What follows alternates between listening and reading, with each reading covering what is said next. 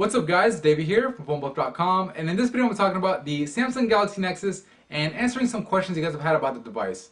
Mainly it's two questions I want to talk about. One, you guys have been asking, is the Galaxy Nexus still considered a high-end phone? And two, if it is it worth buying at this point in time? And those are two good questions.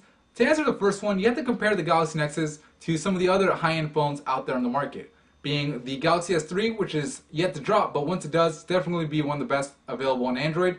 The iPhone 4S is obviously the best available on iOS, and the Nokia Lumia 900 is one of the best available on Windows Phone. So how does the Galaxy Nexus stack up? Well, let's look at it. The screen on the Galaxy Nexus is 4.65 inches, Super AMOLED, 1280 by 720p in resolution, giving you a PPI, which stands for pixels per inch. Basically, the more pixels per inch, the clearer the screen, of 316. And the only phone out of the three compared to the Galaxy Nexus that beats it is the iPhone 4S, which is 326 ppi, and that's mainly due to the smaller screen size on the iPhone 4S, which is 3.5, even though the resolution is 960 by 640. So overall, I have to say, the Galaxy Nexus is one of the better screens. Everyone has their preferences. Some people like smaller screens, some people like bigger screens, like the Galaxy S3, which has the same resolution, but it's bigger, so the PPI is a little bit less. But, I really like the screen size in here. I love the PPI. I have to say it's one of my favorite screens. I haven't tried the Galaxy S3 screen just yet, but out of the other two, I do like the one on here more. Of course, this is personal preference, but anyway, definitely competes for a high-end phone. So the next thing I want to talk about is the processor.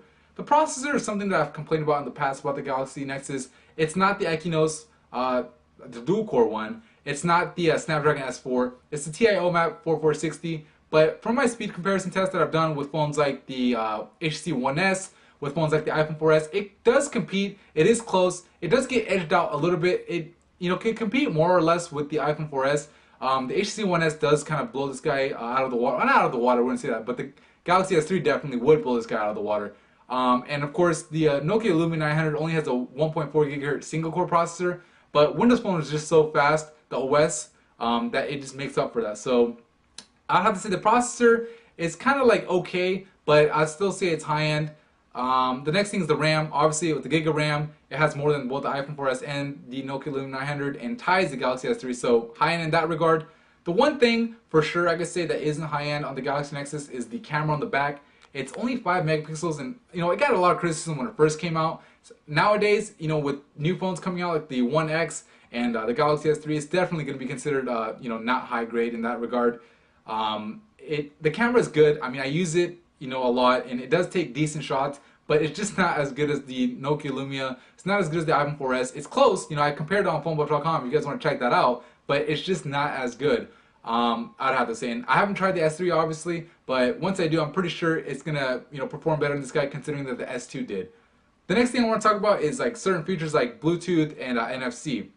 This guy has NFC. So does the S3, the iPhone 4S, and the Nokia Lumia 900 do not. So that's something to consider. I'd say that makes it high-end because NFC is definitely a new technology, and high-end phones typically have the newer technology.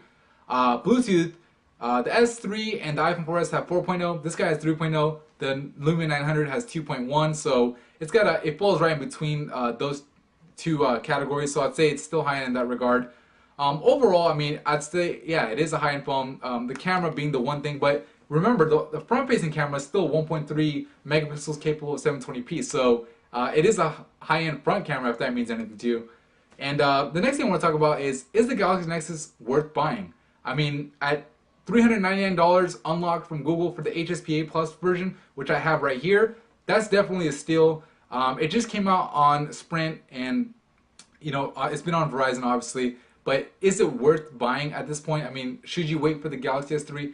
And honestly, the answer really comes down to software. I mean, with the Galaxy Nexus, you're going to get a pure Android experience. With an HTC like One X, you're going to have to deal with Sense for the better or worse. Same thing with the Galaxy S3. But, a lot of those UIs add some value that the stock ICS doesn't.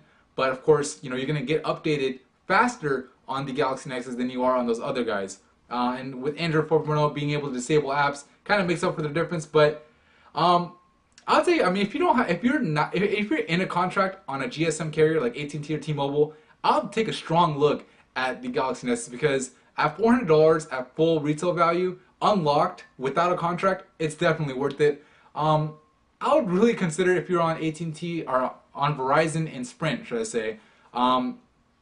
Maybe I would take a look at the HTC One X personally, or on the Sprint it's called the Evo, and I might just wait for the Galaxy S3 if I were you guys. But if you're looking for a phone right now, like this month, I would still take a look at the Galaxy Nexus. If you're an AT&T or Sprint, take a look at the Evo or the One X, whatever your carrier calls it.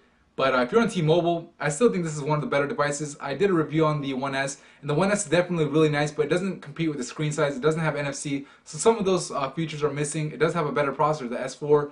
But anyway, hopefully this video gives you a better idea as far as, if you're going to get the Galaxy Nexus, if you haven't got one already, or if you're going to get the Galaxy S3. I mean, I might not get the Galaxy S3 because I'm not that impressed with it. I don't know. I mean, I usually end up getting the new phones. I say I'm not gonna get it, but I end up getting it anyway. I end up budging. But anyways, not super impressed other than the processor. But the US processor is gonna be S4, so I don't know if I'm gonna get the Galaxy S3.